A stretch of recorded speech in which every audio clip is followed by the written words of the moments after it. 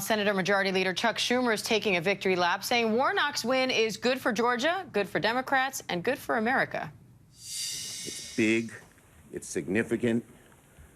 It gives us we can breathe a sigh of relief. Obviously, judges and nominees will be a lot easier to put on the bench.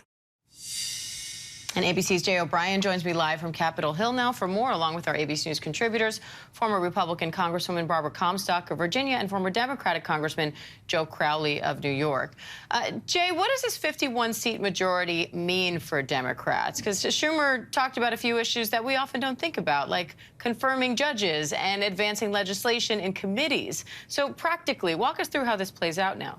Well, firstly, when it comes to legislation, it gives them a little bit of breathing room. You saw Schumer just there breathe a literal sigh of relief, and that's because to pass anything out of the Senate, or a certain piece of legislation, rather, he's needed to keep the entire Senate Democrats together. He couldn't afford to lose a single vote, and that meant courting Joe Manchin at times, Kyrsten Sinema at other times, Bernie Sanders at times. Now, to pass legislation, they can afford to lose at least one of those votes and still have the vice president break the tie. But in practical sense, as you had said, it has an impact on committee work, like he said. It has an impact on the ability to subpoena and certain other committee aspects, but also on confirming judicial nominees, because they can't get trapped in committee or at least get held up in committee like they used to. They can now get sent out of the Judiciary Committee onto the floor, a quicker vote and a quicker process from a Senate that has already been confirming President Biden's judicial nominees at a very record-breaking speed. 84 judicial nominees in the first 2 years of the Biden administration. That outpaces former President Trump in the same window during his administration. So a 51-seat majority has very practical impacts. But again, as we've been saying, any legislation that comes out of the Senate runs up against a Republican-controlled House, and you can expect back and forth there. So I want to go to Barbara on that point, because, Barbara, Republicans will have control of the House next year, different from the past 2 years. So how can they leverage that, even with Democrats in control of the Senate? Well, I don't know that it's going to be difficult, because even the majority, it's actually a more extreme group of Republicans, because you have a lot more sort of Marjorie Greene types.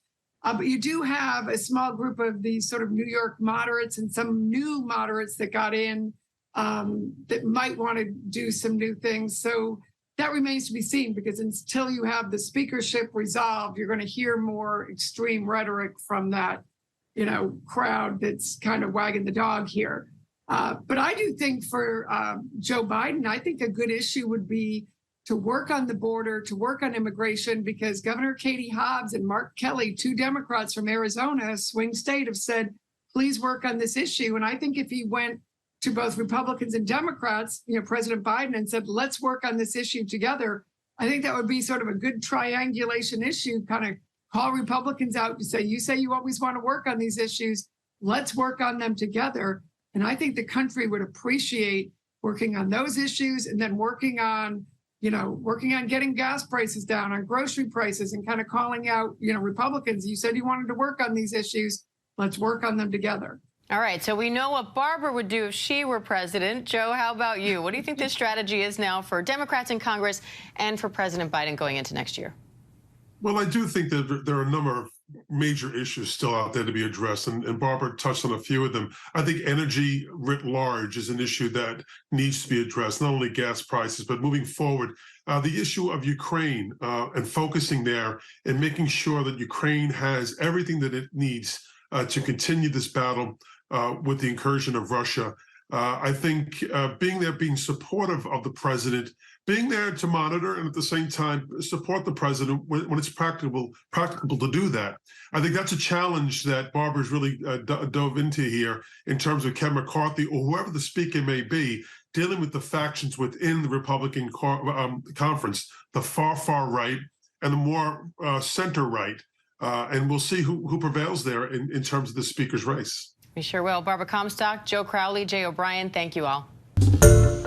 Hi, everyone. George Stephanopoulos here. Thanks for checking out the ABC News YouTube channel. If you'd like to get more videos, show highlights, and watch live event coverage, click on the right over here to subscribe to our channel. And don't forget to download the ABC News app for breaking news alerts. Thanks for watching.